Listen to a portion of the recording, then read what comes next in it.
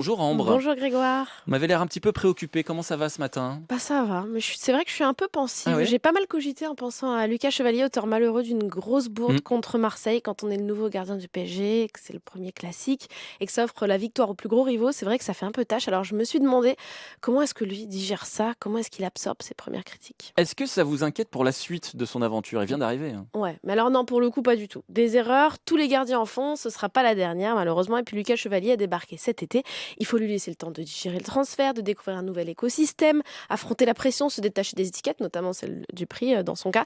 Et puis surtout apprendre un nouveau style de jeu et presque même un nouveau métier quand on est Lucas Chevalier. Puis il faut assumer d'être le successeur de Didio Donnarumma, hein. Ouais, et ça forcément, ce sera pas évident pour lui. Bah non, surtout que pendant que le Français faisait une bourde, son prédécesseur soulevait le trophée Yachine du meilleur gardien du monde, celui-là même qui a permis au PSG de réaliser son rêve de suprématie européenne, comme un méchant clin d'œil de l'histoire. Alors oui, la succession sera forcément chargée de responsabilités, mais il a signé pour, c'est à lui d'écrire son histoire. Donnarumma est passé par là avant lui, d'ailleurs, hein, il a été contesté pendant des années, colosse au pied d'argile avant d'être le héros aux gants de fer. À croire que le PSG adore les histoires compliquées avec ses gardiens quand Ouais, même, je hein. dirais même que c'est leur petite Madeleine de Proust, hein.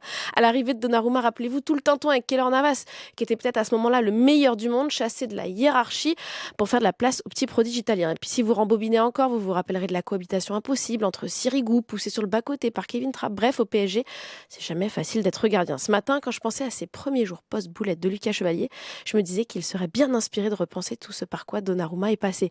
De sa balle afro, déchaînement médiatique, des sommets à cette fin en autre boudin. Je l'ai vu d'ailleurs à la cérémonie du Ballon d'Or. Il me disait combien il était fier d'avoir laissé une empreinte au Paris Mmh. Saint-Germain. Empreinte, hein, d'ailleurs, qu'il a Oui, dans tous les sens du terme, ouais. gardée sur le visage. À Lucas Chevalier désormais de s'en inspirer, de se servir de son expérience pour écrire son histoire avec le talent qu'on lui connaît, sans trop cogiter. Pas comme moi, Oui, quoi. c'est ça. Bon, merci beaucoup en tout cas Ambre.